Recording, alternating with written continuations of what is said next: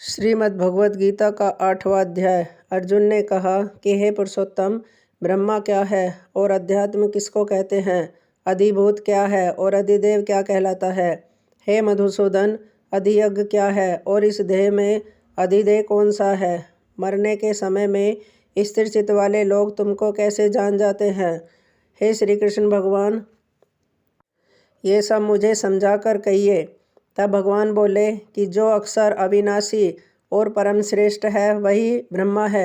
प्रत्येक वस्तु का स्वभाव अध्यात्म कहलाता है और समस्त चराचर की उत्पत्ति करने वाला जो विसर्ग है वही कर्म है। जो देह से आदि नाशवान वस्तु है वही अधिभूत कहलाती है। विश्व रूप जो विराट रूप है वही अधिदेव है। और हे पुरुषों में श्रेष्ठ, इस देह में मैं ही अधियज्ञ हूँ। अंतकाल में जो मेरा ध्यान करता हुआ शरीर त्याग करता है वह निसंदेह मेरे शरीर को पाता है। हे कुंती पुत्र, अंत समय में मनुष्य जिस वस्तु का स्मरण करता हुआ शरीर त्यागता है वह उसी को पाता है। इस कारण तुम सदैव मुझ ही में मन को लगाकर मेरा ही स्मरण करते हुए संग्राम करो, तुम निसंदेह मुझको आ मिलोगे। हे पार्थ, अभ्यास रूप योग से युक्त हो दूसरी ओर न जाने वाले मन से सदा चिंतन करता हुआ पुरुष परम और दिव्य पद को ही प्राप्त होता है। अतएव जो अंत समय में मन को एकाग्र कर भक्ति पूर्वक योगाभ्यास के बल से दोनों भों के मध्य और भाग में प्राण को चढ़ाकर सर्वज्ञ अनादि संपूर्ण जगत के नियंता सूक्ष्म से भी सूक्ष्मतर सबके पोपक चिंत्य स्वरूप सूर्य के समान प्रकाशवान तमोगुण से रहित परम पुरुष का ध्यान करता है वह उसको मिलता है।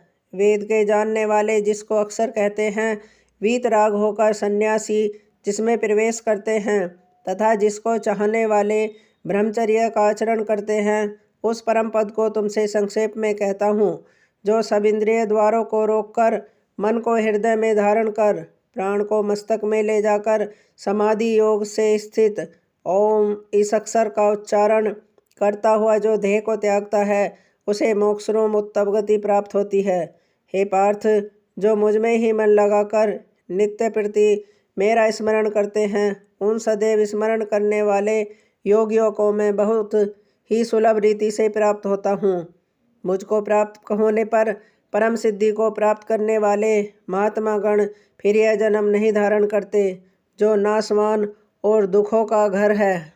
हे अर्जुन, ब्रह्मलोक पर्यंत जितने लोक हैं वहाँ से लौटना पड़ता है, परंतु मुझ में मिलने से फिर जन्म नहीं होता। 1000 महायुगों का एक दिन होता है और 1000 महायुगों की एक रात्रि ब्रह्मा की होती है। जो इन बातों को जानते हैं वह सब ज्ञाता हैं। ब्रह्मा का दिन होने पर अव्यय से सब व्यक्तियों का उदय होता है और रात को उसी में लय होता है। हे पार्थ, समस्त चराचर वस्तुओं का यह समुदाय दिन में बार बार उत्पन्न होकर रात्रि के आवागमन में लीन हो जाता है। इस अव्यक्त से परे दूसरा सनातन अव्यक्त है जो इन सब के नष्ट होने पर भी कभी नष्ट नहीं होता। उस अव्यक्त को ही अक्सर कहते हैं। वही परम गति है जिसको प्राप्त करके फिर संसार में नहीं जन्मते, वही मेरा परम धाम है। हे पार्थ, जिसके अंतर्गत सब प्राणी हैं और जिसने उस समस्त जगत का विस्तार कर रखा है वह श्रेष्ठ पुरुष अनन्य भक्ति से ही मिलता है। हे भारत श्रेष्ठ, जिस काल में योगी जन देह छोड़कर फिर नहीं लौटते हैं और जिस काल में अग्नि प्रकाश और दिन शुक्ल पक्ष हो ऐसे उत्तरायण के 6 महीने में मृत्यु को प्राप्त होते हैं।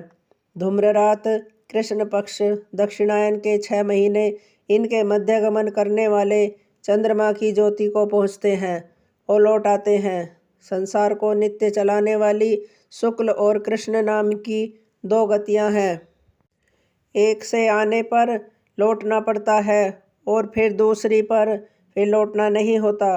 हे पार्थ, योगी इन दोनों गतियों का तत्व जानता है, इसी से वह मोह में नहीं पड़ता।